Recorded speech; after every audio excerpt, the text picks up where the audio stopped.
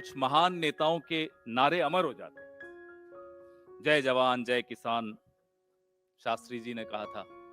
तुम मुझे खून दो, मैं तुम्हें आजादी दूंगा, नेताजी ने कहा था। लेकिन कुछ निकम्मे नेताओं के भी नारे अमर होते हैं। मैं नाम नहीं लूंगा।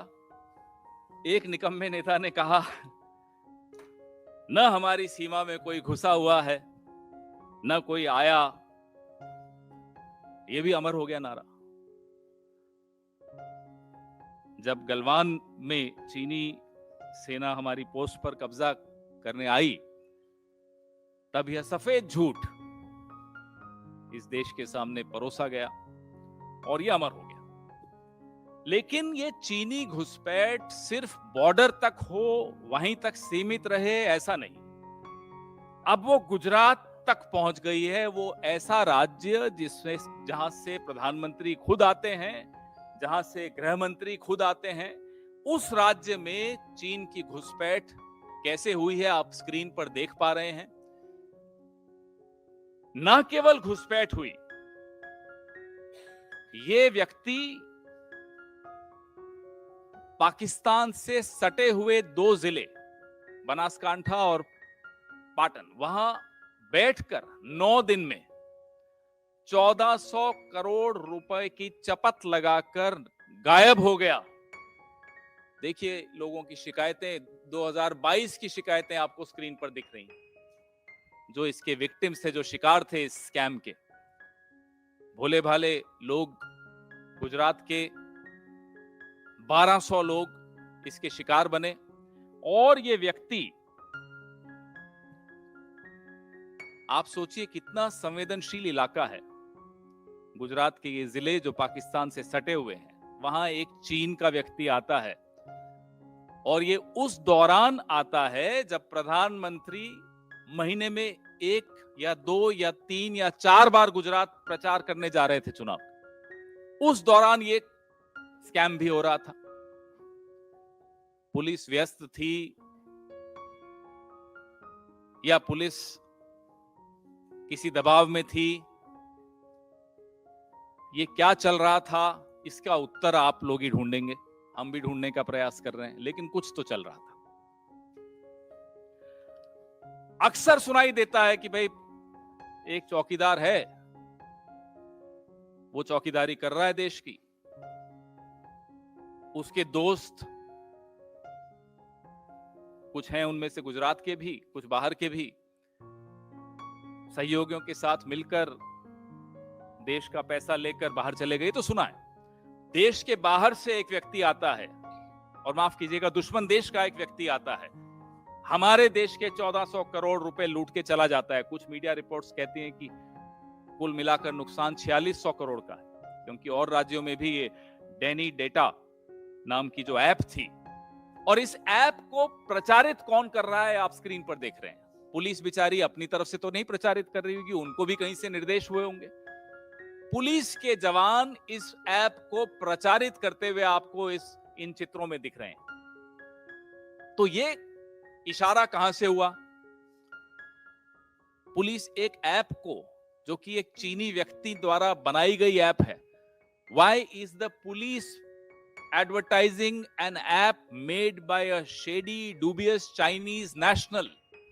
How could that Chinese national come to Gujarat and go to sensitive districts which are bordering with Pakistan and do this online app-based gambling and loot 1400 crores from 1200 people of Gujarat?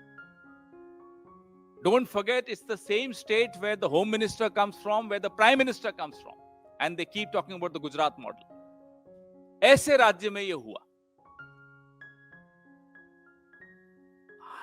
चौकीदार साहब बोलते हैं, साहब हमने चीनी apps पे ban लगा दिया और चीन की झालरों पर बैन लगा दिया। और यहां तो क्या हो रहा है आपके सामने हो रहा है।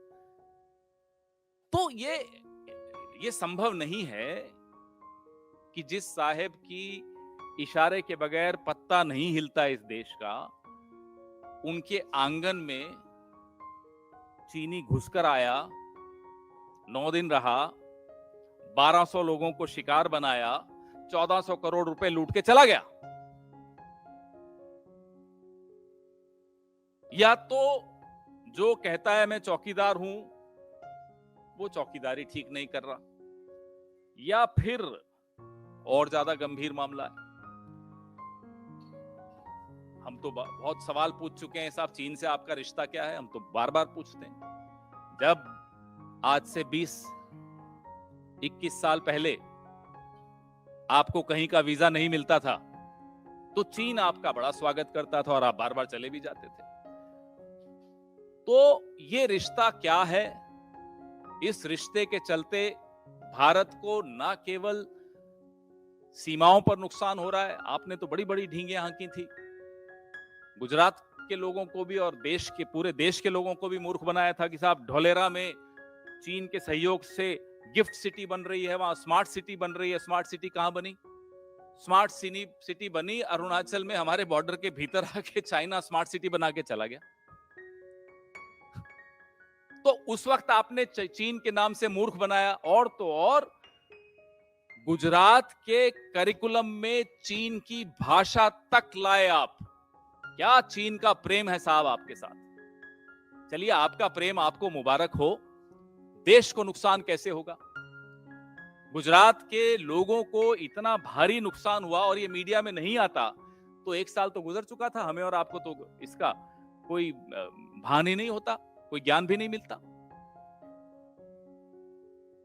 तो ये सवाल बहुत गंभीर हैं कि चीन से आपके रिश्ते कितने गहरे हैं और इतने गहरे क्यों हैं कि उसकी कीमत देश की सीमाओं पर भी हमें अदा करनी पड़ती है, गुजरात में के भीतर भी हमें उसकी सीमा, उसकी कीमत अदा करनी पड़ रही है। किस स्तर तक आपके ये रिश्ते हैं? अब तो मुझे लगता है कि ये जो ऐप अनइंस्टॉल करने के जो आपके नारे थे, अब देश यह समझ चुका है कि अब ऐप अनइंस्टॉल करने से काम नहीं चलेगा, सिस्टम में एक वायरस है, अब उस वायरस को निकालना होगा। 2024 की इंतजार हो रही है कि उस वायरस को ही निकाल दें, अभी ऐप से काम चलेगा नहीं, क्योंकि रिश्ता कुछ और ही है यहाँ।